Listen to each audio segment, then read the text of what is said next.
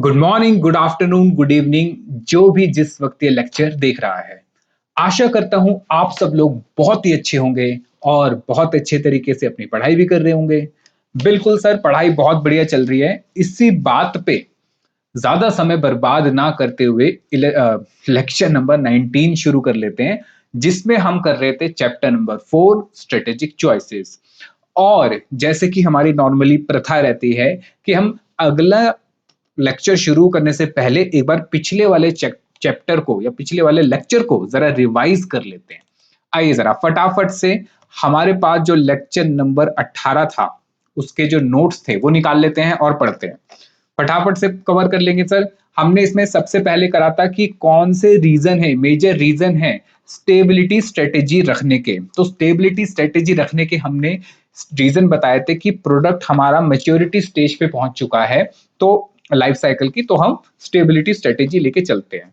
फिर स्टाफ हमारा जो है चेंज नहीं होना चाहता। स्टाफ कहता है कि क्या नाम है, अभी ऐसे ही रहने दो, अभी चेंज होने की जरूरत नहीं है, अभी चेंज होने की जरूरत। स्टाफ हमारा कहता है कि अभी ऐसे ही रहने दो, और स्टाफ जो है अभी क्या है, चेंज नहीं होना चाहता, यानी कि लेस चेंज एंड रिस्क ज्यादा है। फिर when used when business environment is stable, आपका बिजनेस इन्वायरमेंट स्टेबल है तो ज्यादा इधर उधर चीजें करने की जरूरत नहीं है। फिर avoid expansion that might be seen as threatening, यानी कि अगर आप एक्सपेंशन करते हो तो हो सकता है थ्रेट हो जाए, आपके ऊपर कोई नुकसान हो जाए, तो भी आप स्टेबल ही लेके चलो।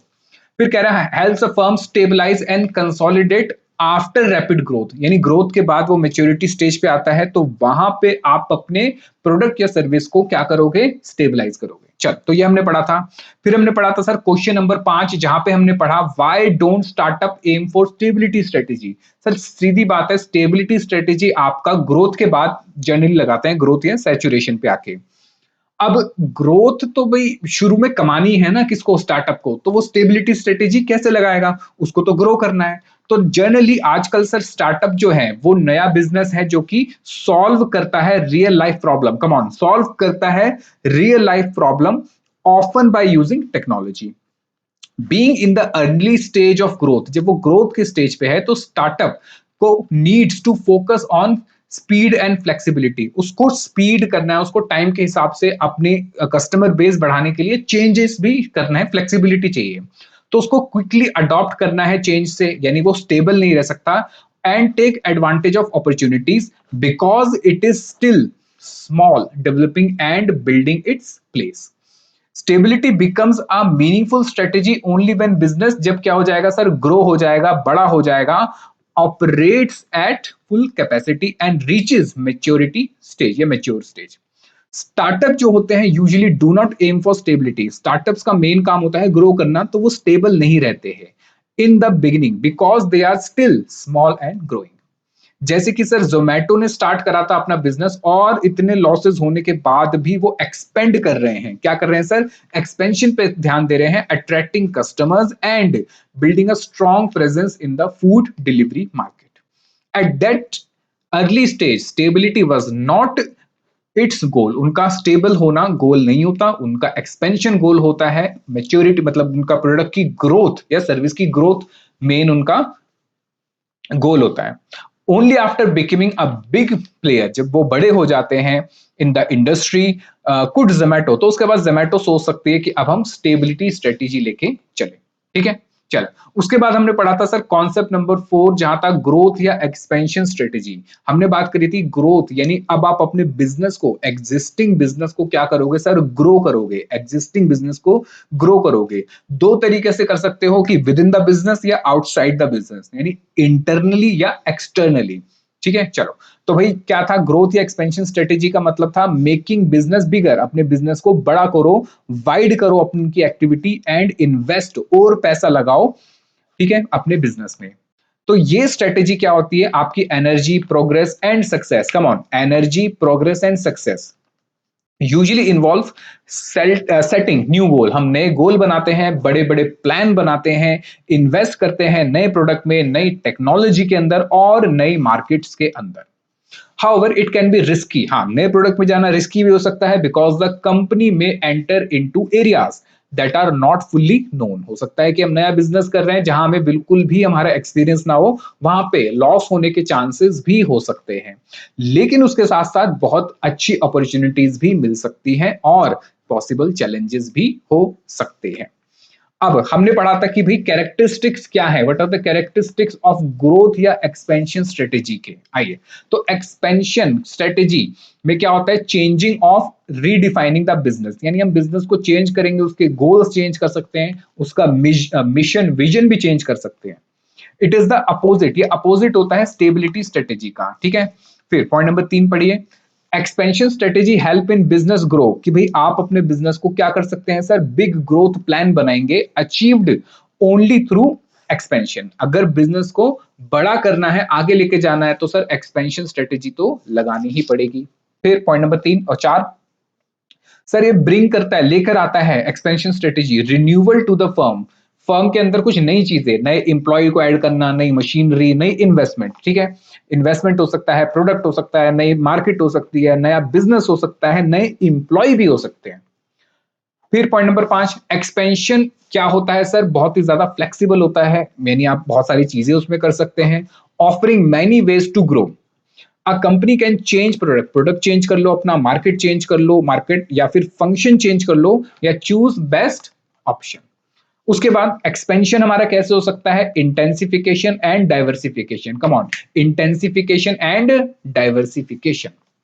अब what are the major reason for growth expansion, भाई ग्रोथ क्यों करना चाहता है, ऑब्वियस बात है सर, अगर कंपनी का प्रोडक्ट या सर्विस मेच्योरिटी स्टेज पे है या डिक्लाइन स्टेज पे है, मेच्योरिटी स्टेज पे है, डिक्लाइन पे है, तो फिर वो सोचता है कि भाई अब इस प्रोडक्ट का तो काम खत्म हो रहा है, अब हम नए प्रोडक्ट में या सर्विस में जाते हैं, तो एक्सपेंशन बिकम्स नेसेसरी। इसके 2 पॉइंट थे, व्हेन बिजनेस इन्वायरमेंट डिमांड, यानी बिजनेस का environment faster growth and increased activity. दूसरा, business lender and strategies often prefer expansion, यानी कि जो टॉप के हमारे बिजनेस के जो लोग हैं, जो कॉर्पोरेट लेवल पे हैं, वो चाहते हैं कि अब हम क्या करें, एक्सपेंशन करें। इट प्रोवाइड ग्रेटर सेटिस्फेक्शन, कह रहा है ये हमने काम कर लिया, अब हम ग्रेटर सेटिस्फेक्शन के लिए कुछ नया बिजनेस करना चाहते हैं, तो सीईओ जो होते हैं वो फील करते हैं proud to lead a growth oriented company. Expansion help a company gain stronger control over the market compared to its competitors. As the company grow, it benefit from experience, भाई कंपनी grow करेगी तो experience होगा, and large scale operation such as lower cost, ज्यादा बड़े level पे बनाओगे तो कॉस्ट, फिक्स कॉस्ट कम हो जाती है, और एफिशिएंसी भी बढ़ती है आपके इंप्लॉइज या मशीनरी की। फिर कह रहे हैं एक्सपेंशन कैन बी बहुत तरीके हो सकता है, जैसे कि इंटेंसिफिकेशन हो सकता है करंट बिजनेस का, डाइवर्सिफिकेशन हो सकता है नए बिजनेस के अंदर, या अक्वायरिंग मतलब ये एक्सटर्नल होता है अदर कंपनी, और मर्जिंग विद देम, ये हमने पढ़ा था। फिर कॉन्सेप्ट नंबर 5 में हमने पढ़ा था कि भाई एक्सपेंशन या ग्रोथ स्ट्रेटेजी कितने टाइप की होती है, तो ये मैंने आपको बताया था सर, या तो इंटरनली हो सकता है या एक्सटर्नली। इंटरनली में 2 चीजें आती है, इंटेंसिफिकेशन और diversification. Come on, internal growth strategy 2 तरीके से, इंटेंसिफिकेशन या डाइवर्सिफिकेशन। इंटेंसिफिकेशन में क्या है sir, with in the product या विद इन द आपके एग्जिस्टिंग बिजनेस में आप मार्केट पेनिट्रेशन करोगे, या प्रोडक्ट डेवलपमेंट करोगे, या मार्केट डेवलपमेंट करोगे। कम ऑन, मार्केट पेनिट्रेशन करोगे यानी अपना एग्जिस्टिंग प्रोडक्ट एग्जिस्टिंग मार्केट में ही बेचने के लिए और अच्छी स्ट्रेटेजी और मार्केटिंग एडवर्टीजमेंट ये सब पे कुछ खर्चा करोगे।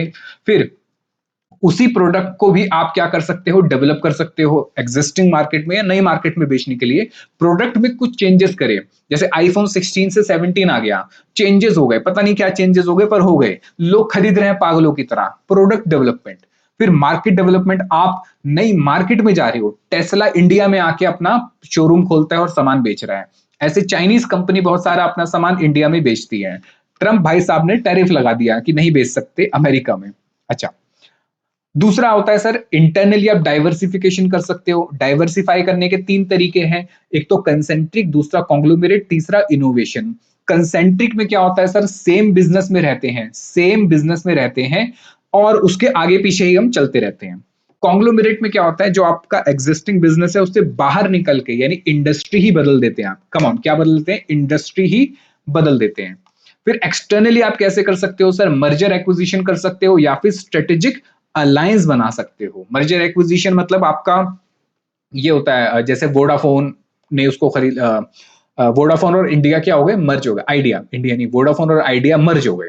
ऐसे ही स्ट्रेटेजिक अलायंस की एक बिजनेस के साथ जुड़ के आप एक अपने बिजनेस को ग्रो करवा रहे हो, ठीक है, मतलब जिसको आप ज्वाइंट वेंचर भी कह सकते हो, जैसे hero Honda.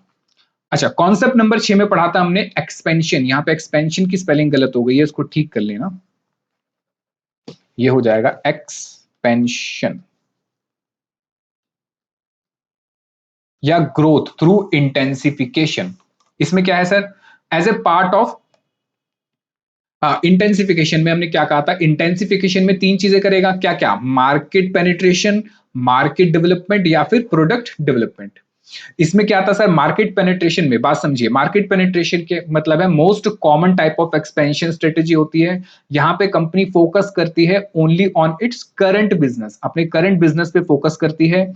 It uses it resources, जो आपके बिजनेस के रिसोर्सेज हैं उसी मार्केट में ज्यादा बेचने के लिए, come on, sell more of the same product, sell more of the same product in the same market, come on, same product same market में बेचने की कोशिश करा जा रहा है। इंटेंसिफिकेशन हो रहा है यहाँ पे थ्रू मार्केट पेनिट्रेशन। जैसे कि डोमिनोज जो है बेच रही है अपना पिज्जा, बेच रही है ज्यादा से ज्यादा एडवर्टीजमेंट करके, ऑफर करके, ज्यादा आउटलेट्स खोल के। सेकंड था सर हमारा मार्केट डेवलपमेंट। मार्केट डेवलपमेंट में क्या था सर, मार्केट डेवलपमेंट में हम क्या करेंगे, जो मेरा एग्जिस्टिंग प्रोडक्ट है उसको हम नई मार्केट में बेचेंगे या नए कस्टमर्स को बेचेंगे, नई मार्केट में बेचेंगे या नए कस्टमर को बेचेंगे सर। जैसे कि टेस्ला इंडिया में आया या इंडिया में और भी अदर कंपनीज आई, एफडीआई करती हैं ताकि वो अपना जो प्रोडक्ट है बेच रही है तो वो वर्ल्ड वाइड और भी जगह नई मार्केट्स में जाके बेचे।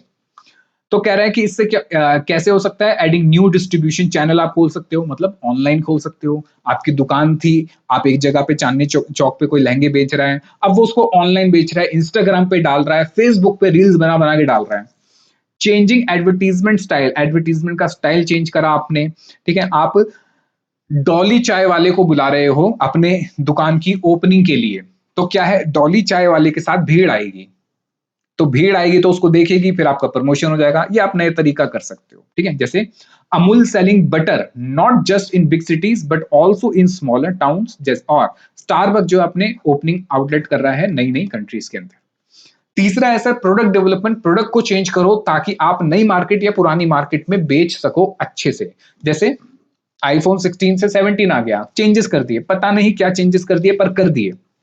वैसे ही बाइक्स में चेंजेस आए, कार में चेंजेस आए, कार के अंदर जैसे कहते हैं कि ये मॉडल है, फिर ये बेस मॉडल है, फिर ये इसका अपग्रेड मॉडल है, फिर ये टॉप मॉडल है, ऐसे करके प्रोडक्ट डेवलपमेंट। तो इसका होता है स्ट्रेटेजी हमारी फोकस करती है क्रिएटिंग नए प्रोडक्ट हम बनाते हैं या फिर इंप्रूव करते हैं अपने एग्जिस्टिंग प्रोडक्ट को, करंट कस्टमर को ही बेचेंगे। की idea is the company already know, company को पता है कि कस्टमर क्या चाहते हैं, ठीक है। तो focus remains on the current market में हम रहते हैं, एग्जिस्टिंग कस्टमर को ही बेचना चाहते हैं और इंट्रोड्यूस करते हैं नया और इंप्रूव प्रोडक्ट, जैसे कि मैंने आपको बताया help in retaining customer and boosting sales, ठीक है। फिर हमने पढ़ा था सर एक्सपेंशन थ्रू डाइवर्सिफिकेशन क्या होता है, ये भी हमारी इंटरनल ही स्ट्रेटेजी होती है। सर डाइवर्सिफिकेशन में हम अपने एग्जिस्टिंग बिजनेस से बाहर निकल के दूसरे बिजनेस में जाएंगे। हाँ, अगर अपने बिजनेस से जुड़े हुए बिजनेस में जाते हैं तो कंसेंट्रिक होता है, जुड़े हुए एग्जिस्टिंग बिजनेस से बाहर निकल के कोई बिजनेस करते हैं तो कॉन्ग्लोमेरेट हो जाता है। तो कंपनी ट्राई करती है ग्रो करने के लिए, एंटर करती है मैनी डिफरेंट प्रोडक्ट्स में या नए फील्ड्स के अंदर, जिसको हम कहते हैं ग्रोथ बाय डाइवर्सिफिकेशन। तो this is considered as internal growth strategy होती है because company uses its own resources and strength, ठीक है। ध्यान दे रहे हो ना, यहाँ पे सो तो नहीं गए, आइए। Innovative and creative firm always look for new opportunities, यानी कि जो इनोवेटिव फर्म है वो नए अपॉर्चुनिटीज में ध्यान देखती रहती है और उसके साथ साथ चैलेंजेस भी आते हैं। तो वो जो फर्म्स होती हैं ईगर टू ग्रो, उनको ग्रो होना होता है, एक्सप्लोर करते हैं नए एरियाज और रिस्क उठाते हैं, बोल्ड स्टेप्स लेते हैं। They believe diversification offer better chances to grow, diversification से हम ज्यादा अच्छे से ग्रो कर सकते हैं एंड हायर प्रॉफिट्स भी कमा सकते हैं compare to only focusing on existing business. तो डाइवर्सिफिकेशन मींस मूविंग इनटू, क्या करेंगे सर, नए प्रोडक्ट में चले जाओ, नई प्रोडक्ट लाइन में चले जाओ, नई सर्विस में या नई मार्केट में। तो नीड डिफरेंट स्किल नॉलेज इसके लिए हमें चाहिए होती है, टेक्नोलॉजी में नहीं चाहिए होती है, और what the company is using यानी एग्जिस्टिंग से कुछ नया। फिर explain why firm choose diversification, क्यों डाइवर्सिफाई करेंगे सर? दो रीजन है डाइवर्सिफाई करने के। एक तो आप आपके एग्जिस्टिंग रिसोर्सेज को, कम ऑन, एग्जिस्टिंग कंपनी में एग्जिस्टिंग स्टाफ है, एग्जिस्टिंग मशीनरी है, एग्जिस्टिंग आपका ऑफिस है, फैक्ट्री स्पेस है, खाली पड़ा हुआ है, कैश पड़े हुए हैं बेकार के, उन रिसोर्सेज को और अच्छे से यूज करने के लिए। दूसरा, अगर आप ऐसा कुछ करते हो कि आप डाइवर्सिफाई करते हो, तो आपको उससे सिनर्जेटिक इम्पैक्ट या एडवांटेज मिलता है, ठीक है। तो ये मैंने आपको पढ़ा दिया था, आपके पास फालतू पड़ा हुआ है, फैक्ट्री का स्पेस पड़ा हुआ है, कैश पड़ा हुआ है, इन्वेस्टमेंट पड़ी है, आपके पास रॉ मटेरियल का एक्सेस पड़ा हुआ है, इन सबको यूज कर सकते हो। सिनर्जेटी सिनर्जी सिनर्जी का मतलब मैंने आपको बताया था कि भाई आपके एक बिजनेस से दूसरे बिजनेस को बहुत अच्छा इंपैक्ट पड़ रहा है, आप यहां भी कमा रहे हो, आप यहां भी कमा रहे हो। जैसे मैंने आपको एग्जांपल दिया था बजाज का, कि बजाज में गाड़ी या बाइक लेने जाते हो, टू व्हीलर लेने जाते हो, तो कहता है बाहर वाले से लोन क्यों लेना, बैंक वाले से, मेरी खुद की एनबीएफसी है बजाज फाइनेंस, मेरे से ही लोन ले लो और मेरे से ही गाड़ी भी खरीद लो। एक बिजनेस लोन दे रहा है, एक बिजनेस आपको गाड़ी मतलब टू व्हीलर बेच रहा है, तो वो आपसे ब्याज भी कमा रहा है लोन का, सेम कंपनी बजाज, और वही कंपनी आपको टू व्हीलर भी बेच रही है। दोनों एक साथ होके आपको लोन इजीली मिल जाता है, काम जल्दी प्रोसेस होता है, तो एक सिनर्जी इंपैक्ट आता है, कम ऑन, सिनर्जी इंपैक्ट आता है, ठीक है। यानी 1+1 3 हो जाते हैं यहाँ पे। तो कंपनी की सेल बूस्ट होती है, नया प्रोडक्ट ऐड होता है, तो उससे और ज्यादा कस्टमर भी खुश होता है, ठीक है। टेक्नोलॉजी शेयर होते हैं, मार्केट शेयर होती है, ये सब चीजें होती है। और लास्ट हमने पढ़ा था सर, लास्ट हमने पढ़ा था टाइप्स ऑफ डाइवर्सिफिकेशन स्ट्रेटेजी। तो 3 टाइप की डाइवर्सिफिकेशन स्ट्रेटेजी थी। एक थी कंसेंट्रिक, यानी आप सेम बिजनेस में रहते हो, सेम बिजनेस में रहते हो, मतलब सेम बिजनेस आप कह सकते हो, आप नया बिजनेस तो कर रहे हो, समझिए मेरी बात, सेम इंडस्ट्री में रहते हो, मैं सेम बिजनेस कह दिया, सेम इंडस्ट्री में रहते हो, कि आप जो नया बिजनेस कर रहे हो वो आपके एग्जिस्टिंग बिजनेस से जुड़ा हुआ है। दूसरा होता है कॉन्ग्लोमेरेट, यानी आप जो बिजनेस या इंडस्ट्री में हो उससे बिल्कुल बाहर निकल के कोई दूसरी इंडस्ट्री में जा रहे हो, that is your conglomerate diversification. और तीसरा होता है सर एक्सपेंशन थ्रू इनोवेशन, यानी by using the innovative product या टेक्नोलॉजी आप अपने बिजनेस को एक्सपेंड कर रहे हो, एक्सपेंशन हो रहा है, ग्रोथ हो रही है। ये हमने पिछली क्लासेस में किया था, ठीक है। आइए अब करेंगे सर आज की क्लास शुरू, और आज की क्लास में हमें करना है, मेरे साथ साथ लिखना शुरू करिए, कॉन्सेप्ट नंबर 9, कॉन्सेप्ट नंबर 9 लिखिए, लिखिए concept number 9।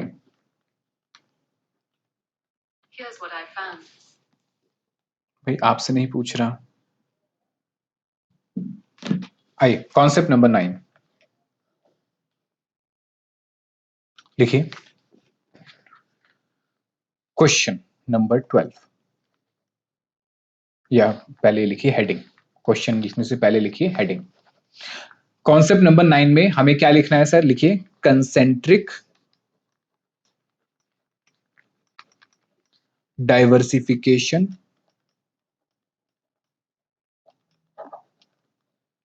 Concentric diversification strategy. क्या होती है कंसेंट्रिक डाइवर्सिफिकेशन स्ट्रेटेजी? ये सर पढ़ तो लिया था, हाँ, हमने सिर्फ उसकी हेडिंग पढ़ी थी, अब उसको डिटेल में पढ़ेंगे, ठीक है। आइए लिखिए क्वेश्चन।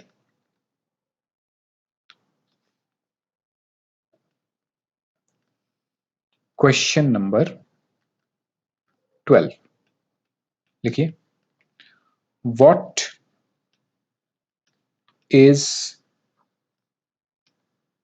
Concentric diversification? क्या होता है कंसेंट्रिक डाइवर्सिफिकेशन? लिखिए as a part of internal growth strategy.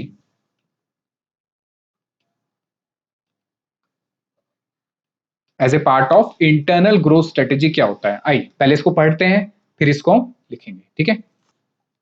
चल, क्वेश्चन नंबर 12 है, what is concentric diversification as a part of internal expansion या ग्रोथ स्ट्रेटेजी? आइए मेरे साथ साथ, हमने सर पढ़ लिया था इसके बारे में कि सर जहां पे आप एक नए बिजनेस में जा रहे हो, लेकिन वो आपका नया बिजनेस आपके एग्जिस्टिंग बिजनेस से कहीं ना कहीं रिलेट करता है, या आप कह सकते हो कि आप लगभग सेम इंडस्ट्री में हो लेकिन आप बिजनेस दूसरा कर रहे हो। तो कह रहा है कि concentric diversification happens when a company starts, जब कंपनी स्टार्ट करती है एक नया बिजनेस। ऑब्वियस बात है सर, जैसे ही ग्रोथ की बात आती है, एक्सपेंशन की बात आती है, तो वो नया बिजनेस तो होता ही है। तो कह रहा है कंसेंट्रिक डाइवर्सिफिकेशन में भी आप एक नया बिजनेस करोगे that is related to existing one, जो आपका एग्जिस्टिंग बिजनेस से रिलेट करेगा। The link can be through technology, यानी जो रिलेशन है वो कैसे हो सकता है कि सर सेम टेक्नोलॉजी हो, प्रोडक्शन प्रोसेस सेम हो, और उनका मार्केटिंग सेम होती हो। कम ऑन, कैसे हो सकता है सर? बहुत तरीके से हो सकता है कि सेम टेक्नोलॉजी हो नए बिजनेस पुराने बिजनेस की, प्रोडक्शन प्रोसेस दोनों का सेम हो सकता है, या फिर उनका मार्केटिंग बेचने का तरीका भी सेम हो सकता है। The idea is that both business support each other, दोनों बिजनेस एक दूसरे को सपोर्ट करेंगे। तो यहां से आता है सिनर्जी इफेक्ट। याद करो, इन 1+1=3, या आप कह सकते हो 1 और 1 11। सर हिंदी में 3, इंग्लिश में 11, वो 1+1 3 इंग्लिश में कह देते हैं और 1 और 1 11 हिंदी में कह देते हैं। तो वही कह रहा है कि भाई यहां से दोनों बिजनेस एक दूसरे को क्या कर सकते हैं? सपोर्ट कर सकते हैं। अभी कैसे, एग्जाम्पल भी समझेंगे हम। एंड क्रिएट सिनर्जी, लो देखो बता भी दिया कि सिनर्जी क्रिएट होगी, यानी एक्स्ट्रा बेनिफिट होंगे when things work together. Example जैसे कि एक क्लोथ कंपनी है जो कि शूज बनाना शुरू कर देती है, तो दोनों ही किससे रिलेटेड है सर? दोनों ही फैशन से रिलेटेड है। Example, Nike originally started with shoes, Nike ने शूज लॉन्च करे थे, शूज बेचता था, स्पोर्ट्स शूज।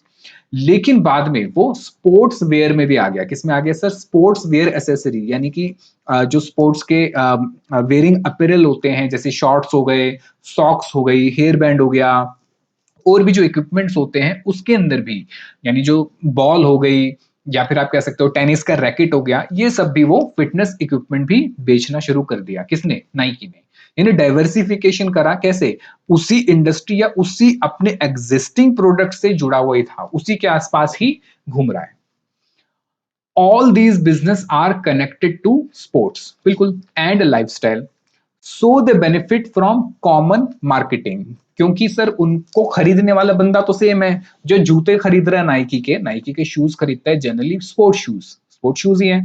अब स्पोर्ट्स शूज किस लिए खरीदा है? स्पोर्ट्स खेलने के लिए। तो स्पोर्ट्स नॉर्मल कपड़ों में तो नहीं, या घर के कपड़ों में तो नहीं खेलेंगे सर। हम तो ऐसे बैट बॉल खेलने चले जाते हैं और 3 डंडी लेके, और या 3 ईंट लगा के हम खेलते हैं, नहीं। हम यहाँ पे थोड़ा सा अच्छे लेवल पे बात कर रहे हैं। जब आप भी बड़े बन जाओगे, चार्टेड बन जाओगे, पैसा वैसा कमाओगे, तो आप भी ये सब चीजें करेंगे। कि आप नाइकी के शूज खरीद रहे हैं, एडिडास के शूज खरीद रहे हैं, अब उससे आप अगर क्या कहते हैं कुछ स्पोर्ट्स खेलने की सोच रहे हैं, तो स्पोर्ट्स के कपड़े चाहिए। तो वो कह रहा है कि भाई जिसको मैंने जूते चेपे हैं, उसी को मैं स्पोर्ट्स के आइटम भी चेप दूं। तो दो दो बार सामान बिक जाएगा, एक तो जूता खरीदा, दूसरा मेरे कपड़े भी खरीद लो स्पोर्ट्स वाले। तो सिनर्जी इंपैक्ट आया इससे। तो इससे क्या हुआ? These business are, come on, these business are connected and to sports and lifestyle. They benefit from common marketing, यानी कि कॉमन बंदे को बेच रहे हैं, या मार्केटिंग भी एक ही है। एक ही शोरूम में जूते भी बेच लो, और उसी शोरूम के अंदर आप अपने दूसरे जो स्पोर्ट्स इक्विपमेंट है, स्पोर्ट्स आइटम्स हैं, उनको भी बेच लो। ब्रांड वैल्यू भी क्रिएट होती है इससे, एंड डिस्ट्रीब्यूशन चैनल, यानी कि सेम ब्रांड वैल्यू है, और डिस्ट्रीब्यूशन चैनल, बेचने का तरीका भी सबका सेम है। एक और एग्जांपल जैसे कि अमूल। सबसे पहले अमूल ने दूध बेचना शुरू करा था, उसके बाद वो बटर में चले गए कि अब हम दूध से मक्खन भी बेचेंगे, चीज भी बेचेंगे, आइसक्रीम भी बेचेंगे, यहां तक कि चॉकलेट भी बेचेंगे। All products are dairy related, ये प्रोडक्ट्स लगभग आपके सारे डेयरी रिलेटेड प्रोडक्ट है, मेकिंग इट कंसेंट्रिक डाइवर्सिफिकेशन। ऐसे ही सर एप्पल, एप्पल क्या करता था सर? एप्पल ने सबसे पहले तो कंप्यूटर्स बनाना शुरू करे, जिसको उसने कहा मैक। क्या कहा? Mac. Later expanded into iPod, बाद में आईपॉड में चला गया, फिर आईफोन में चला गया, आईपैड, एप्पल वॉच। ठीक है, ये सारे के सारे प्रोडक्ट एक ही टेक्नोलॉजी के साथ रिलेट करते हैं, एंड डिजिटल लाइफस्टाइल। इसीलिए तो एप्पल ने अपना इकोसिस्टम भी बना रखा है कि अगर आपके पास एप्पल का फोन है, आईफोन है, और एप्पल की वॉच है, गलती से आप अगर अपना फोन भूल गए लेकिन आपकी वॉच आपके आईफोन से विद वाईफाई कनेक्टेड है, मतलब आपके एप्पल के इसमें वॉच के अंदर आपका वाईफाई कनेक्टेड है और फोन में वाईफाई कनेक्टेड है, तो आप एप्पल की वॉच से ही फोन पे बात करना, रिसीव करना, मैसेज करने का काम कर सकते हैं। फिर कह रहे हैं यूजिंग सिमिलर डिजाइन, डिजाइन भी लगभग सिमिलर है सबका, सॉफ्टवेयर भी सिमिलर है एंड मार्केटिंग स्ट्रेंथ भी सिमिलर है। तो ये भी क्या है सर, कंसेंट्रिक डाइवर्सिफिकेशन का एक रियल लाइफ एग्जांपल है। एक और एग्जांपल जैसे गूगल, गूगल की जो पेरेंट कंपनी है उसका नाम है अल्फाबेट। तो उन्होंने सर्च नहीं शुरू करा था, सर्च इंजन उन्होंने शुरू करा था, सर्च इंजन। बाद में उन्होंने जीमेल पे आ गए। आपको पता है कि आज के टाइम पे कितने सारे इंडियंस जो हैं वो जीमेल यूज करते हैं। और अगर गूगल ने जीमेल पे पैसा लगाना शुरू कर दिया, खुद सोचो, गूगल कहता है ज्यादा नहीं, मुझे खाली साल भर के 10 रुपए दे दो। तो एज अ यूजर आप बताइए कि आप उसको 10 रुपए देंगे? साल के 10 रुपए मांग रहा है खाली। सर दे देंगे, 10 रुपए तो रिक्शे वाले को दे देते हैं, उससे ज्यादा तो रिक्शे वाला ले रहा है। लेकिन गूगल के कितने सारे यूजर हैं और कितने सारे बड़े यूजर है, बड़े मतलब जो बिजनेस यूज में करते हैं। जैसे हम जब यूज करते हैं अपने ऑफिस में, तो हमारी अपनी मेल होती है, मतलब जैसे जो भी हमारी फर्म का नाम है, तो वो जैसे @, हमारी फर्म का नाम .com। अब क्या है कि भाई हमने अपनी मेल एड्रेस बना लिया, लेकिन हम गूगल से, जीमेल से, समझो हम इंटरफेस गूगल का लेते हैं, उसके लिए हम गूगल को पैसे पे करते हैं मंथली कुछ। बात समझ आई? यानी आदत इंटरफेस की है जीमेल की, पर मेरी मेल एड्रेस तो अलग है, मैंने जीमेल की तो नहीं बनाई। पर मैं चाहता हूं कि वो जीमेल के जैसा ही दिखे, इंटरफेस जीमेल जैसा आए, तो जीमेल को पैसा दूंगा और जीमेल यानी गूगल वो इंटरफेस मुझे यूज करने के लिए देगा। ठीक है। ऐसे ही गूगल मैप्स में चला गया, फ्री है। ठीक है, जनरली फ्री है, जनरल लोगों के लिए फ्री है, पर कंपनीज के लिए पैसा है। जैसे उबर हो गया, ओला हो गया या जोमेटो हो गया, ये जो यूज करते हैं गूगल मैप्स को, तो ये इसके पैसे वो कंपनी से चार्ज करते हैं।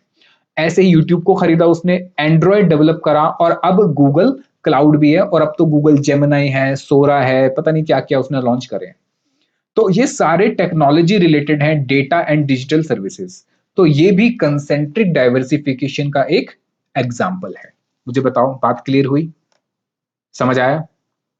ठीक है, चलिए आइए इसको लिख लेते हैं। आइए मेरे साथ साथ आंसर नंबर 12 लिखिए,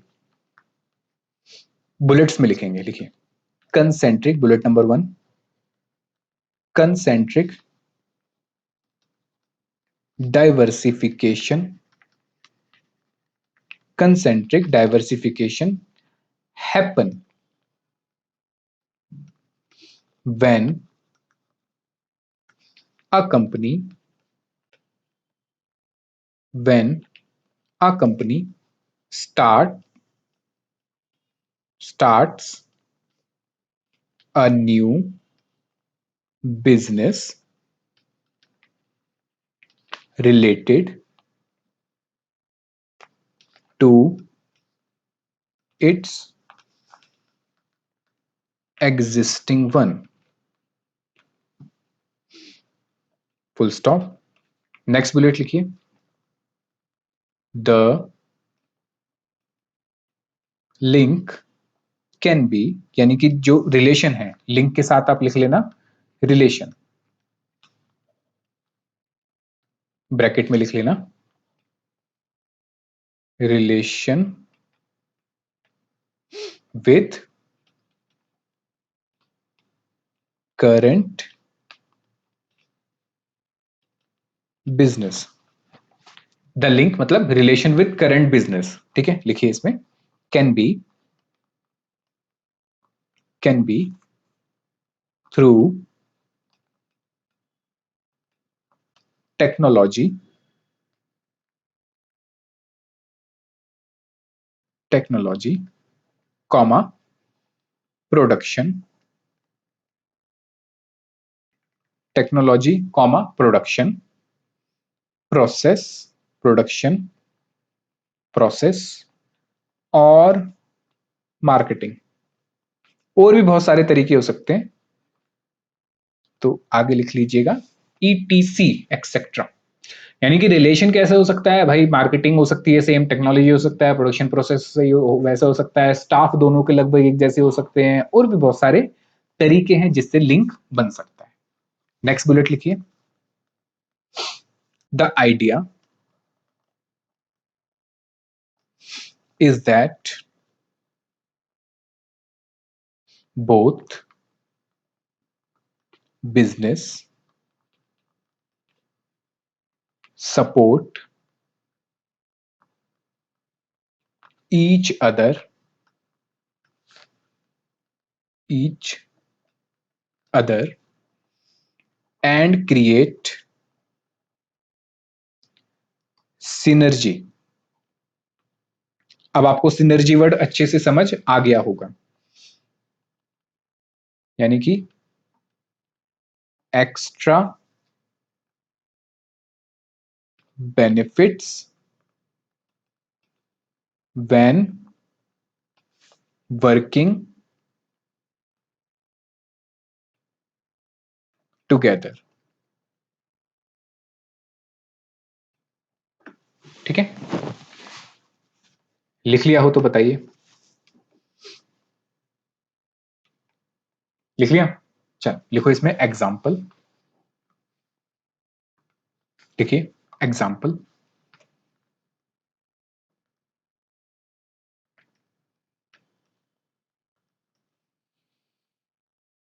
Nike started with shoes, comma, then expanded into sportswear,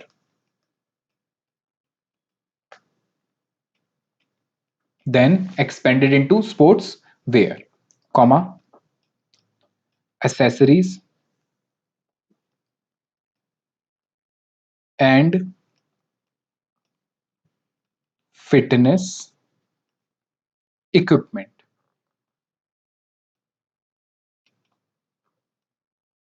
and fitness equipment, full stop।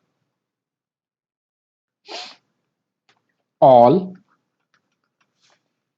are connected, all are connected to sports, comma, lifestyle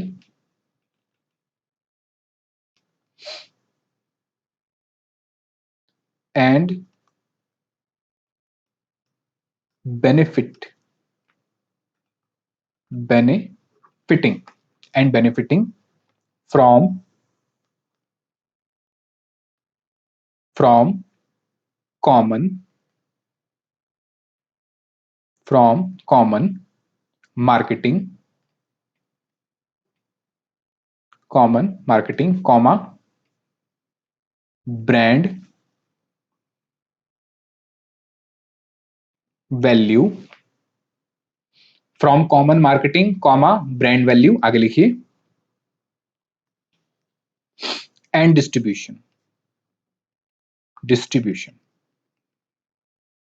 distribution मतलब बेचने का तरीका, कैसे बेच रहे हैं कि भाई होलसेलर है, रिटेलर है, डिस्ट्रीब्यूटर है, ऑनलाइन है, ऑफलाइन है, शॉप्स हैं, फैक्ट्री आउटलेट है, क्या ये सब डिस्ट्रीब्यूशन की बात होती है। ठीक है, किस तरीके से आप बेच रहे हो, कस्टमर तक पहुंचा रहे हो सामान, दैट इज योर डिस्ट्रीब्यूशन। पढ़ा होगा आपने, ठीक है। लिख लिया हो तो मुझे बताइए। लिख लिया, चल आगे लिखो, concept number 10।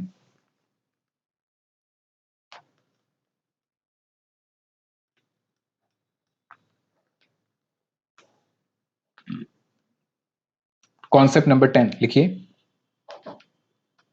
Vertical vertical integration,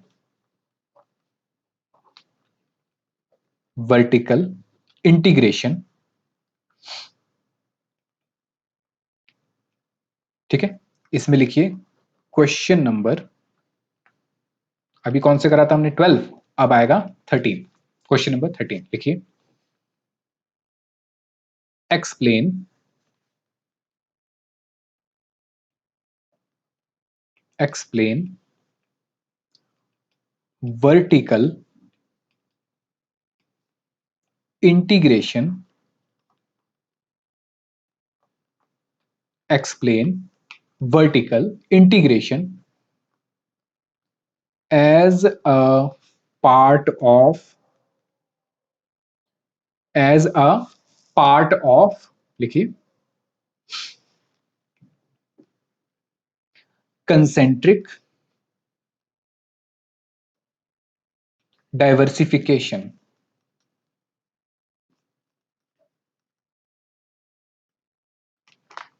ठीक है, फुल स्टॉप, आगे लिखिए।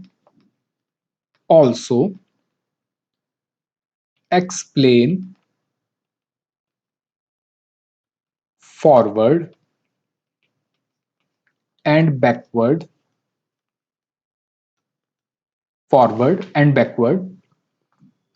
integration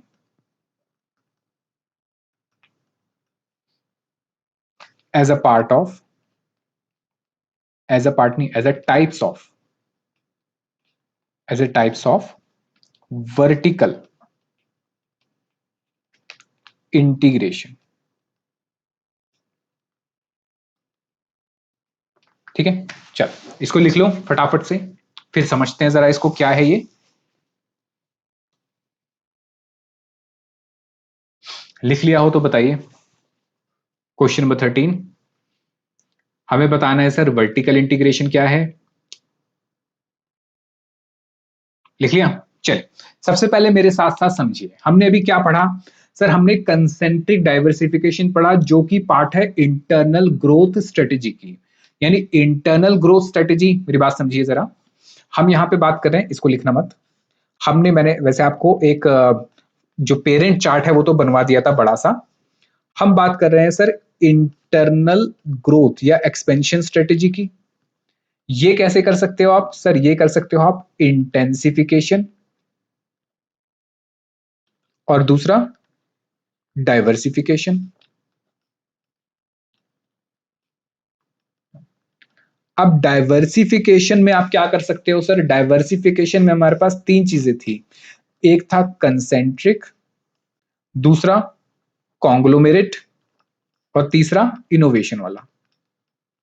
अब जरा समझो, कंसेंट्रिक की बात हो रही है, कंसेंट्रिक आप तीन तरीके से कर सकते हो। एक है आपका वर्टिकल, दूसरा है आपका, दो तरीके, सॉरी तीन नहीं, हॉरिजॉन्टल। एक वर्टिकल और दूसरा हॉरिजॉन्टल।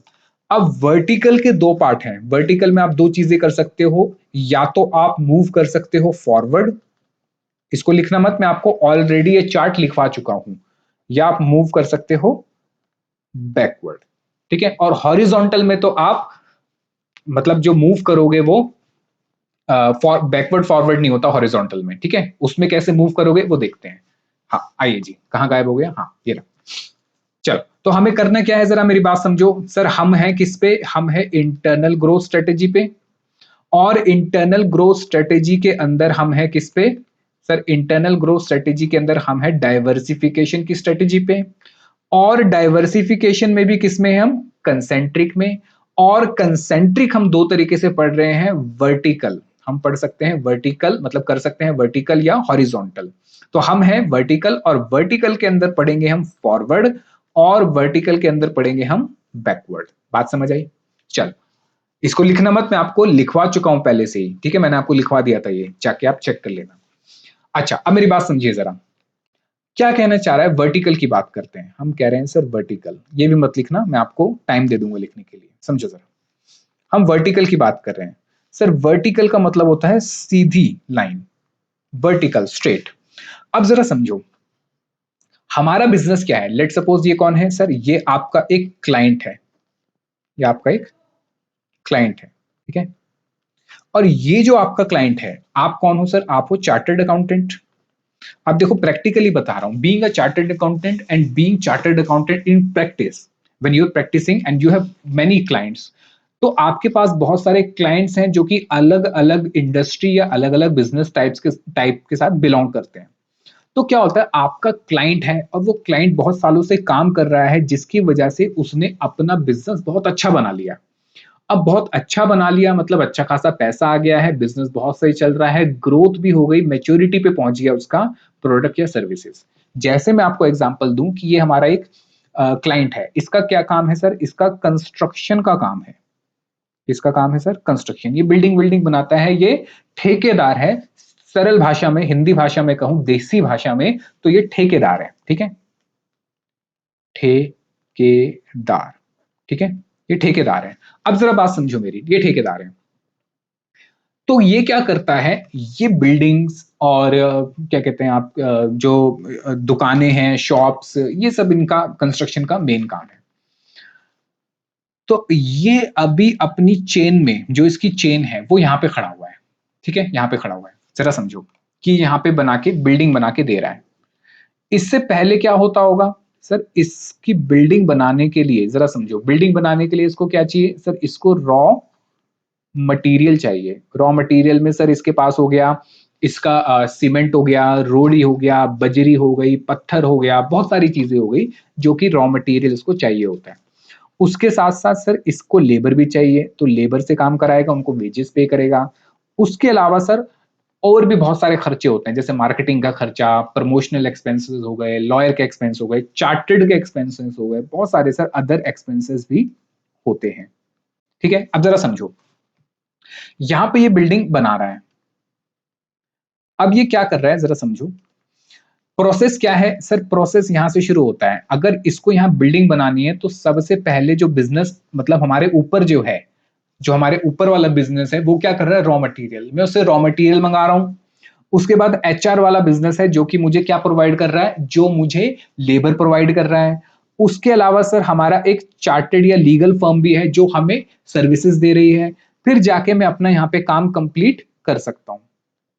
और काम कंप्लीट होने के बाद भी क्या होगा सर, आगे चल के मुझे अपने एडवर्टीजमेंट भी तो करनी है बिजनेस की, मुझे प्रमोशन भी तो करना है बिजनेस का, और भी मैं अपने बिजनेस के अंदर अदर वर्क करूंगा। ये बात समझ आई, एक चेन होती है। अगर आप एक प्रोडक्शन की बात करते हैं, इसी लाइन को, वर्टिकल लाइन को अगर मैं एक प्रोडक्शन की बात करूं, तो जरा समझो, एक ट्रेडर है जो कि सामान बेचता है, जो उसकी सामान बेचता है, मान लेते हैं वो खाली शूज बेचता है। ठीक है, अब जब वो शूज बेच रहा है तो खरीद के बेच रहा होगा। अब वो खरीद रहा है ऊपर, फिर वो उससे ऊपर होलसेलर, फिर वो उससे ऊपर कौन सर, मैन्युफैक्चरर क्या कर रहा है सर, रॉ मटेरियल खरीद रहा है, और क्या कर रहा है, लेबर को लेकर आ रहा है, और बाकी सारा काम हो रहा है। तो ऐसे करके बनने से लेके बिकना, और बिकने के बाद भी सर्विसेज देना, ऐसी एक लाइन चलती है जिसको आप कह सकते हो, ये होती है हमारी सप्लाई चेन। क्या होती है हमारी ये सप्लाई चेन, यानी बनने से लेके फाइनली ये इसको मिलेगा, इसको मिलने के बाद भी जो आगे काम होते हैं, ये हमारी क्या होती है, सारी supply chain. Come on, what is this is supply chain. जरा समझो, हम कहाँ खड़े हैं सप्लाई चेन में सर, हम यहाँ खड़े हैं, बिल्डिंग बनाने तक का काम कर रहे हैं, हम यहाँ पे खड़े हुए हैं। अब मेरी बात समझिए, मेरी बात समझिए, हमसे ये आके कह रहा है कि देखिए मैं सोच रहा हूं कुछ नए बिजनेस में चला जाऊं, अच्छा खासा बिजनेस चल रहा है, बिल्डिंग बिल्डिंग बनाता हूँ खूब। तो हमने कहा इसको एक काम करो, देखो आपके पास पैसा है, अच्छा खासा है, आप अभी तक जो भी सीमेंट खरीदते हो वो किसी और कंपनी से खरीद रहे थे। तो आप एक काम करो, आपका जो ये बिजनेस है ठेकेदारी का, कंस्ट्रक्शन का, इसी से जुड़ा हुआ, यानी इसी से रिलेट करता हुआ एक नए बिजनेस में आप चले जाओ, न्यू बिजनेस में। और कौन से बिजनेस में चले जाओ, आप सीमेंट मैन्युफैक्चरिंग में चले जाओ। कम ऑन, किस में चले जाओ, सीमेंट मैन्युफैक्चरिंग में चले जाओ। ठीक है, तो मुझे बताओ इस चेन में, इस चेन में ये कहां पहुंच गया सर, इस चेन में ये इधर पहुंच गया। यानी ये तो इसका एग्जिस्टिंग चल ही रहा है, और ये अब यहां पे नए वाले बिजनेस में पहुंच गया, न्यू, ये अपने इस नए वाले बिजनेस में चला गया। तो बताओ, क्या ये जो रॉ मटेरियल यानी सीमेंट बनाने का जो काम है, क्या ये इसके बिजनेस से रिलेट करता है, नहीं करता, मतलब एग्जिस्टिंग बिजनेस से रिलेट करता है, नहीं करता? बिल्कुल सर, एग्जिस्टिंग बिजनेस से रिलेट करता है। क्या ये अपनी वर्टिकल चेन में, क्या ये अपनी वर्टिकल चेन में जहां ये खड़ा हुआ है इस जगह पे, यहाँ पे इस जगह ये खड़ा हुआ है, क्या ये यहाँ से पीछे गया है या आगे गया है, मतलब बैकवर्ड है या फॉरवर्ड है? सर देखो, प्रोडक्ट बनने बनने के बाद जब आप आगे चल रहे हो, बनने के बाद जब आप चल रहे हो तो फॉरवर्ड है, क्योंकि देखो सीक्वेंस तो ऐसे चल रहा है ना, ये बने पहले रॉ मटेरियल, फिर बनेगा, फिर बाकी बेचने का खर्चा कि भाई डीएलएफ ने मकान बना दिए, सारी चीजें बना दी, अब भाई बेचने के लिए एडवर्टीजमेंट भी तो करोगे, तो बनने के बाद एडवर्टीजमेंट करना, बाकी और भी खर्चे करना, आफ्टर सेल सर्विसेज देना, ठीक है। तो ये सीक्वेंस कैसे चल रहा है, ऊपर से लेके नीचे तक।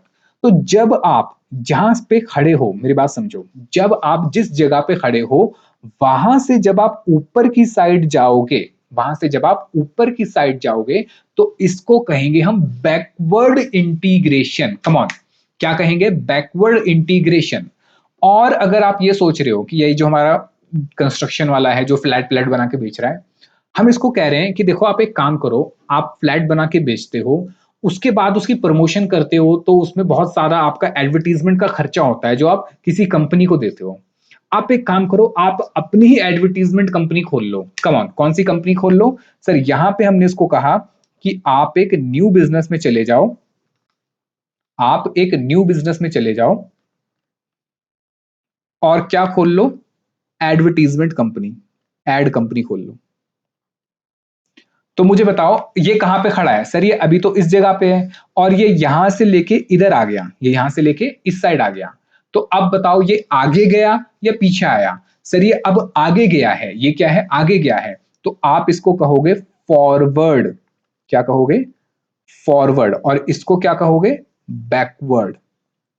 ये हो गया आपका बैकवर्ड इंटीग्रेशन, और ये हो गया आपका फॉरवर्ड इंटीग्रेशन। यानी अगर मैं आपको बहुत ही सिंपल और सरल भाषा में कहूं, आप अगर मेट्रो से जा रहे हो, तो जिस जगह आप खड़े हुए हो उससे पीछे जाओगे तो होता है सर बैकवर्ड, उससे आगे जाओगे तो सर होगा फॉरवर्ड। अब ये लाइन मैंने हॉरिजॉन्टल खींची दी है, लेकिन ये होती वर्टिकल है, ठीक है। अगर आपने मैप भी देखा हो उसका मेट्रो का, कभी अगर ध्यान से, जो मेट्रो स्टेशन पे बने होते हैं तो वो ऐसे होते हैं, बाकी मेट्रो में तो ऐसे होता है, हॉरिजॉन्टल होता है, पर बहुत जगह पे वर्टिकल भी होता है कि आप यहाँ खड़े हैं तो इधर जाओगे या ऊपर जाओगे। तो जरा समझो, आप अगर यहां पे हो इस स्टेज पे, और आप अपने एग्जिस्टिंग बिजनेस से, कम ऑन, एग्जिस्टिंग बिजनेस से सप्लाई चेन में पीछे जा रहे हो, सप्लाई चेन में पीछे जा रहे हो, तो ये हो जाएगा बैकवर्ड। और अगर सप्लाई चेन में आगे जा रहे हो तो ये हो जाएगा फॉरवर्ड, ये हो जाएगा फॉरवर्ड, ठीक है। ये क्या है सर? ये है सर हमारा इंटरनल ग्रोथ स्ट्रेटेजी, यानी हम अपने एग्जिस्टिंग बिजनेस से रिलेटेड ही कोई नया बिजनेस कर रहे हैं। अगर सप्लाई चेन में पीछे की तरफ जा रहे हैं तो that is my backward integration, और सप्लाई चेन में आगे की तरफ जा रहे हैं तो हो गया फॉरवर्ड इंटीग्रेशन। एक और एग्जांपल अगर मैं आपको दूं कि लेट सपोज एक पर्सन है जो कि कपड़ा बनाता है, क्लोथ मैन्युफैक्चरिंग है, ठीक है। कपड़ा मतलब हो गया फैब्रिक, सिंपल कपड़ा हो गया, जिसके बाद पहनने वाले कपड़े यानी वेयरिंग अपैरल अलग बनेंगे। तो ये जो है यहाँ पे इस जगह पे सप्लाई करता है, ये क्या करता है सर? यहाँ पे फैक्ट्रीज हैं, यानी कि ये जो चेन बनी हुई है सप्लाई चेन, यहाँ पे क्या है? फैक्ट्री है। फैक्ट्री किसकी? सर फैक्ट्री है वेयरिंग अपैरल की, या फिर आप इसको सिंपल भाषा में कहो तो शर्ट्स की है। यानी ये शर्ट्स के लिए कपड़ा बनाता है और उसको आगे अलग अलग कंपनीज को बेच देता है, जहां पे फैक्ट्रीज के अंदर शर्ट्स बनती हैं। अब ये सोच रहा है क्यों ना, भाई मैं कपड़ा तो बना ही रहा हूं, क्यों ना मैं भी अपनी एक नई फैक्ट्री डाल लूं शर्ट मैन्युफैक्चरिंग की। कम ऑन, मैं कपड़ा तो बना ही रहा हूं, क्यों ना मैं भी अपनी फैक्ट्री डाल लूं शर्ट बनाने की। तो ये क्या करा सर? सप्लाई चेन में नीचे की तरफ आया, यानी ये हो गया इसका फॉरवर्ड इंटीग्रेशन। ये आगे की तरफ मतलब नीचे की तरफ आया, मतलब फॉरवर्ड इंटीग्रेशन।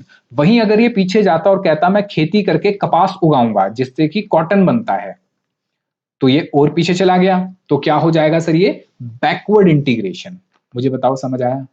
अगर मैं इसको बहुत ही सरल भाषा में कहूं तो सिंपल है सर, सप्लाई चेन में, आपके एग्जिस्टिंग बिजनेस की सप्लाई चेन में जब आप नए बिजनेस में जा रहे हो जो कि आपकी सप्लाई चेन से आगे है तो फॉरवर्ड, आपकी सप्लाई चेन से पीछे है तो बैकवर्ड। बात समझ आई?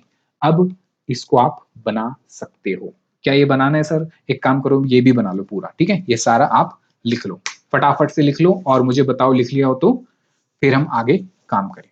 ठीक है, लिख लो इसको जल्दी से।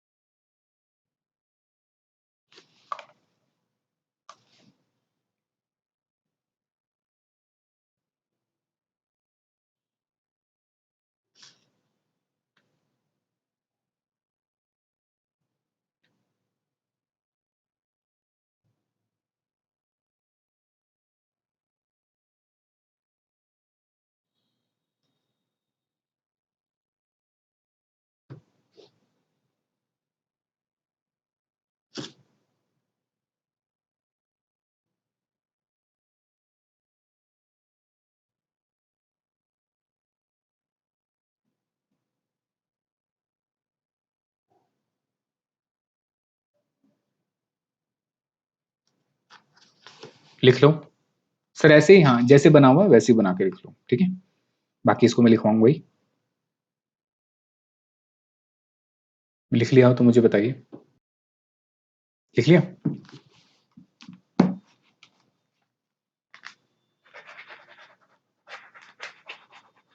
अच्छा, सबसे पहले बुक में से पढ़ते हैं, आइए मेरे साथ साथ। सर देखो, क्वेश्चन है explain vertical integration as a part of concentric diversification, जो कि इंटरनल ग्रोथ स्ट्रेटेजी का टाइप है।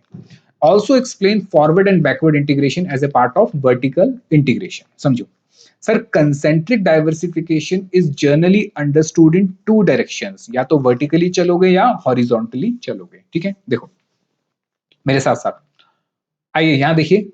vertical integrated diversification happens when a company expands into new business। बिल्कुल सर, अगर आप डाइवर्सिफिकेशन कर रहे हो तो नया बिजनेस तो है, that is still connecting to existing. हाँ सर, ये भी यहां तक हमें पता है कि आप नया बिजनेस कर रहे हो, आपके एग्जिस्टिंग से जुड़ा हुआ है, तो कंसेंट्रिक हो गया। लेकिन वर्टिकल कब होगा? एग्जिस्टिंग इट्स सप्लाई चेन, जब आप अपनी सप्लाई चेन में ही हो, या तो पीछे चलोगे या आगे चलोगे, या तो पीछे चलोगे या आगे चलोगे। ठीक है, एक बार फिर से पढ़ते हैं। कह रहा vertically integrated diversification happens when a company expand into new business that are still connected to its existing supply chain। या existing वर्ड दो बार आ गया। its existing supply chain, यानी करंट प्रोडक्ट की सप्लाई चेन में ही आप पीछे जाओ या आगे जाओ। आइए आगे पढ़ते हैं। कह रहा the company remain within the same production process chain but takes up more step. या तो आप आगे चले गए आइदर बाय मूविंग फॉरवर्ड, यानी सप्लाई चेन में आगे चले गए, या ऊपर चले गए, पीछे चले गए टुवर्ड्स कस्टमर, और बैकवर्ड टुवर्ड्स सप्लायर, यानी रॉ मटेरियल, या फिर लास्ट में कस्टमर। कह रहा the characteristics feature of vertical integrated diversification is that the firm remains in vertically linked production process chain। आप एक ही चेन में चलोगे। A firm can either opt for forward, या तो आप आगे चले जाओ प्रोडक्शन प्रोसेस में, या पीछे आ जाओ, या बैकवर्ड इंटीग्रेशन, या हॉरिजॉन्टल जा सकते हो। हॉरिजॉन्टल इसके बाद हम पढ़ेंगे। एग्जाम्पल देखिए मेरे साथ साथ। Reliance industry setup its own exploration oil exploration, यानी रिलायंस जो है पेट्रोकेमिकल्स में पेट्रोल बेचती है, उसने कहा यार पेट्रोल दूसरे से कंपनी से खरीदेंगे बेचेंगे, इससे बढ़िया अपना पेट्रोल क्या करते हैं, एक्सप्लोर करते हैं। तो उसने खूब खर्चा करा, रिसर्च एंड डेवलपमेंट करके पता चला मुंबई से थोड़ा सा दूर समुद्र में ऑयल के रिजर्व्स हैं। वहां पे उसने खूब खर्चा करके ऑयल के रिग्स बनाए, पूरा प्लेटफॉर्म बनाया, बहुत खर्चा होता है उसमें। उसको बंद करने का खर्चा उससे ज्यादा होता है ऑयल रिग्स का। तो उसने ऑयल एक्सप्लोरेशन करी एंड रिफाइनिंग यूनिट भी लगा लिए, कह रहा ऑयल तो मैं बना ही रहा हूं और रिफाइनिंग यूनिट भी अपनी ही रखूंगा। कम ऑन, अपना कच्चा तेल निकाला, दूसरे से रिफाइन कराने से बढ़िया खुद ही रिफाइन करूंगा, उसके साथ साथ खुद के पेट्रोल पंप लगा के बेचूंगा भी। यानी सप्लाई चेन में पीछे भी चला गया, आगे भी चला गया। कह रहे refining unit to secure raw material supply for its petrochemical and textile business. Textile business में भी ऑयल यानी पेट्रोल की जरूरत पड़ती है। अच्छा, अब आते हैं सर दूसरा, फॉरवर्ड और बैकवर्ड क्या होता है। सर देखो, forward integration is when company move closer to its customer, यानी यहाँ पे ये है और यहाँ पे ये हमारी सप्लाई चेन है, लास्ट में आता है कस्टमर, यहाँ पे आता है रॉ मटेरियल, सिंपल भाषा में। तो अगर आप यहां हो और अगर आप इस प्रोसेस में यहां जा रहे हो तो क्या होगा, फॉरवर्ड। और अगर आप वापस जा रहे हो रॉ मटेरियल वाले बिजनेसेस या उन सप्लाई चेन में तो क्या होगा, ये बैकवर्ड। तो कह रहे हैं व्हेन, दोबारा पढ़ेंगे मेरे साथ साथ, यहां देखिए, when a company moves closer, when a company moves closer to its customer by taking control of distribution sale और आफ्टर सेल सर्विसेज, यानी कि वो क्या कर रही है, नए बिजनेस में जा रही है कि डिस्ट्रीब्यूशन भी खुद ही करवा रही है, सेल्स या after sale services, advertisement, marketing, ये सब, instead of relying on middle man, यानी किसी थर्ड पार्टी की जगह खुद से ही वो काम कर रही है। जैसे कंसाइनमेंट में आपने पढ़ा था कि हम किसी थर्ड पार्टी को अपना सामान देंगे, तुम आगे बेच देना, जिसके लिए अपनी कमीशन ले लेना। हम कह रहे हैं नहीं, हम अपना ही शोरूम वहां खोल देंगे जाके। तो ये हो गया फॉरवर्ड इंटीग्रेशन। आइए मेरे साथ साथ, the company tries to directly reach customer, सीधा हम कस्टमर के पास जा रहे हैं so that it can earn more profit, profit ज्यादा कमा सके, ऑब्वियस बात है। कंट्रोल क्वालिटी, क्वालिटी भी कंट्रोल होगी, and build stronger brand image, obvious बात है, इससे ब्रांड इमेज भी आपकी बढ़ेगी। एग्जाम्पल, रियल लाइफ एग्जाम्पल की बात करें तो Apple sell its products through its own Apple store. Apple जो है पहले दूसरों को देता था जब इंडिया में एप्पल के स्टोर नहीं थे। हैं सर, ये क्या बात कर रहे हो, इंडिया में एप्पल के स्टोर नहीं थे? नहीं, पहले एप्पल कहता था मेरे प्रोडक्ट बन रहे हैं चाइना में, चाइना से इंडिया में आएंगे, और इंडिया के अंदर जो उसके डिस्ट्रीब्यूटर थे वो उनको कहता था आप मेरा फोन बेचो, मैं यहाँ पे पैसा वैसा लगा के अपना स्टोर नहीं खोल रहा हूँ। बात समझो, वो उनको देता था कि भैया अपनी कमीशन ले लेना, और मैं यहाँ पे अपना स्टोर नहीं खोल रहा, ना अपने पैसे खर्च कर रहा हूँ, मैं आपको दे रहा हूँ बना के, चाइना से लाओ और बेच लो। लेकिन बाद में एप्पल ने क्या करा, Apple sell its product through own Apple store उसने खोले, एक दिल्ली में खोला और एक मुंबई में, instead of depending only on outside retailer. Tesla, जैसे टेस्ला भी आपको पता है, Tesla also sell car directly to customer through its showroom, अपने शोरूम खोले उसने, मुंबई के अंदर खोला है भी एक, और ऑनलाइन भी आप खरीद सकते हो। Avoiding traditional dealership practices in India, जैसे हम खरीदते हैं उसके अगेंस्ट जाके उसने ये करा। अच्छा, ये फॉरवर्ड इंटीग्रेशन है, यानी कस्टमर के पास जाओगे तो फॉरवर्ड, कस्टमर से दूर जाओगे रॉ मटेरियल तक, रॉ मटेरियल के वहां पे तो बैकवर्ड इंटीग्रेशन। तो कह रहा है happens when company move closer to its supplier. Supplier मतलब सर जो हमें रॉ मटेरियल देता है। ये चमक क्यों रहा है भैया, क्यों चमक रहे हो, सीधे सीधे रहो। ठीक है, वापस, happens when customer moves closer to its supplier, जब वो सप्लायर यानी जो उसको रॉ मटेरियल दे रहा है उनके पास जाएगा, उन बिजनेसेस में, तो वो हमारा बैकवर्ड इंटीग्रेशन होता है। Bye taking control of the production of raw material, बिल्कुल सही, और इनपुट्स नीडेड यानी कि वेजेस, एचआर, ये सब चीजें। The goal is to reduce cost, इसका मेन पर्पस होता है कि भैया हम खुद का सीमेंट बनाएंगे या फिर खुद की हम रॉ मटेरियल बनाएंगे तो कॉस्ट कम लगेगी, सिनर्जी बेनिफिट भी मिलेगा। सिक्योर सप्लाई, भाई सप्लाई आती रहेगी रॉ मटेरियल अपना है तो ऐसा तो नहीं कि बंद हो जाएगा। एंड इंक्रीज प्रॉफिट, प्रॉफिट भी इंक्रीज होगा। Instead of relying on, instead of relying on other companies for materials, the firm produces them itself or owns the business that supply them. For example, a large supermarket chain might buy several farms to ensure a steady, fresh supply. Fruits and vegetable, यानी हो सकता है supermarket खुद ही क्या करे, जमीनें खरीद ले और वहां पे खुद की वेजिटेबल उगाए, ताकि सुपरमार्केट में हमेशा सप्लाई बनी रहे किसकी, फ्रेश वेजिटेबल और फ्रूट्स की। ठीक है, एग्जाम्पल, एक और example, in India Reliance industry uses backward integration, वो रॉ मटेरियल पे पहुंचा कैसे, ऑयल एक्सप्लोरेशन करके, ये हमने पढ़ा था, एंड रिफाइनिंग यूनिट भी खुद बनाई, विच सप्लाई रॉ मटेरियल, उसकी पेट्रोकेमिकल जो कंपनी है वहां पे रॉ मटेरियल सप्लाई होता है खुद से ही, और टेक्सटाइल बिजनेस में भी पेट्रोल जो चाहिए वो यूज उसी की कंपनियां देती है। Similarly Amul work directly with dairies farmer to secure milk supply for its product. ऐसे ही अमूल भी अपना सीधा माल डेयरी फार्मर्स को बेचता है ताकि सप्लाई रहे। ठीक है, अब आपको एक होमवर्क दे रहा हूं, ये डिफरेंशिएशन एक बार पढ़ लेना, फॉरवर्ड और बैकवर्ड इंटीग्रेशन का, बहुत सिंपल है, मैंने आपको समझा दिया है, बस एक बार पढ़ लेना। आई होप आपको फॉरवर्ड इंटीग्रेशन और बैकवर्ड इंटीग्रेशन समझ आ गया होगा। यानी कि जब आप यहां सप्लायर से आगे की तरफ जाओगे, कि आप मैन्युफैक्चरर हो और आप डिस्ट्रीब्यूटर बन रहे हो या आगे कोई काम कर रहे हो, तो फॉरवर्ड इंटीग्रेशन हो गया, और अगर वापस पीछे सप्लायर तक की तरफ आ रहे हो सप्लाई चेन में, तो आपका बैकवर्ड इंटीग्रेशन हो गया। बात समझ आई? चलो अब इसको लिख लेते हैं, आइए मेरे साथ साथ। ठीक है, ये आपने लिख लिया होगा पूरा, लिखिए अब, ऐसे लिखना है जैसे मैं लिख रहा हूं, concentric diversification.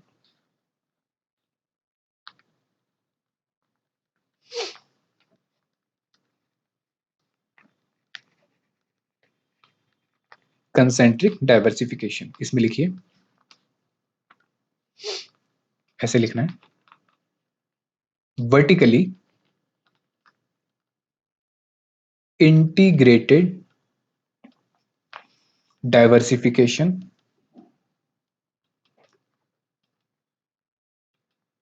happens when a company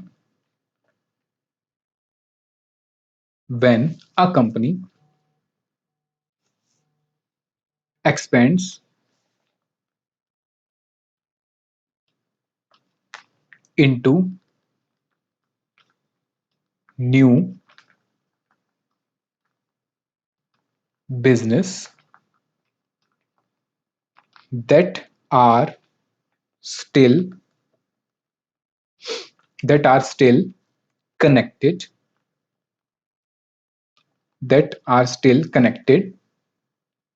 to its existing existing supply chain।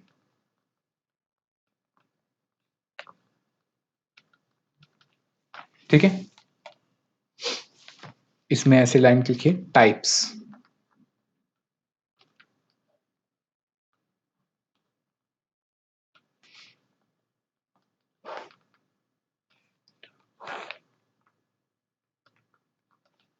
लिखिए, सबसे पहले फॉरवर्ड इंटीग्रेशन। ठीक है, लिखिए इसमें फॉरवर्ड इंटीग्रेशन में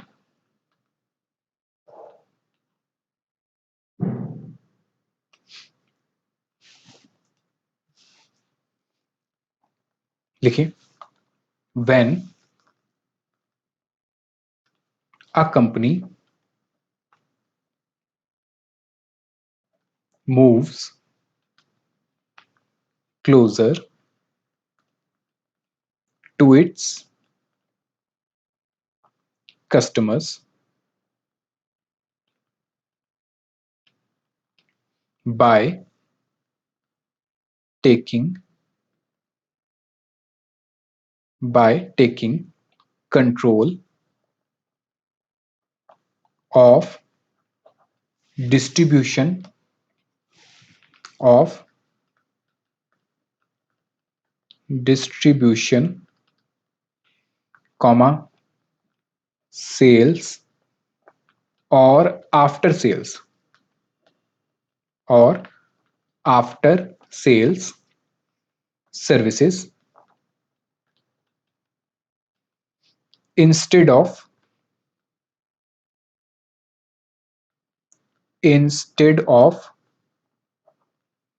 relying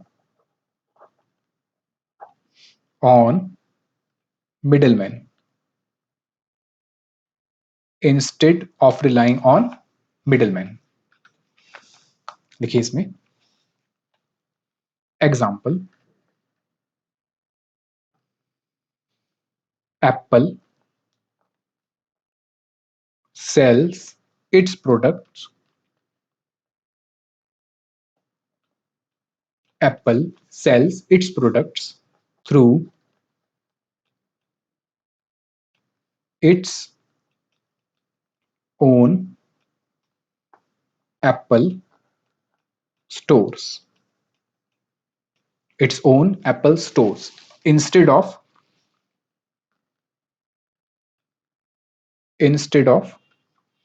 depending instead of depending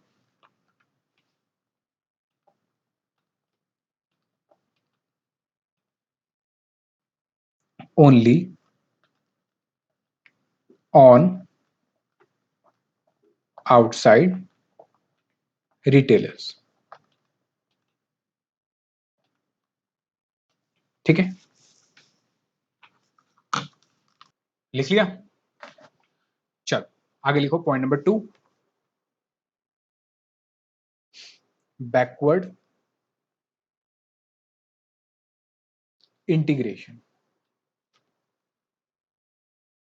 लिखिए बैकवर्ड इंटीग्रेशन, लिखिए इसमें when a company when a company moves closer to its supplier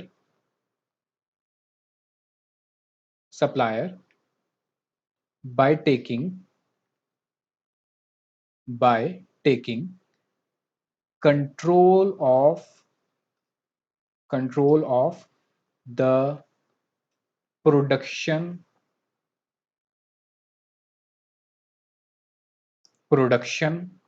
of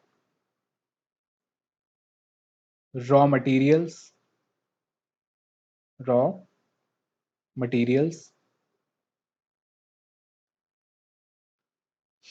or inputs it needed या needs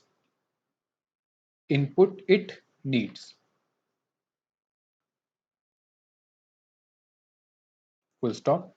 लिखिए आगे, the goal is to reduce cost, comma, secure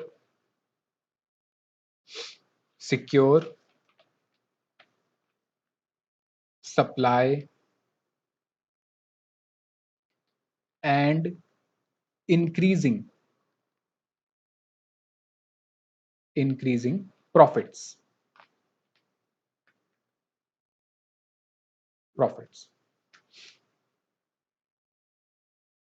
ठीक है, लिखिए इसमें example,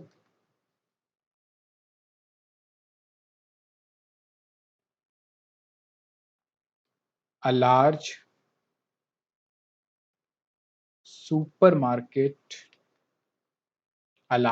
supermarket chain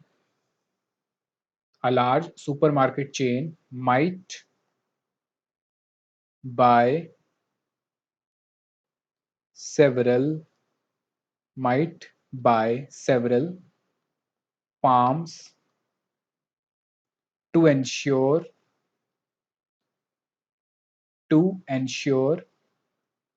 a steady supply of fresh fruits and vegetables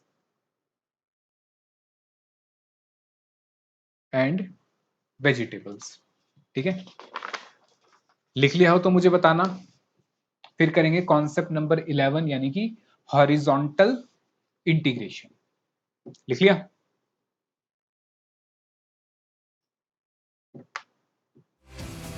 हाँ, गायब हो गया। लिख लिया?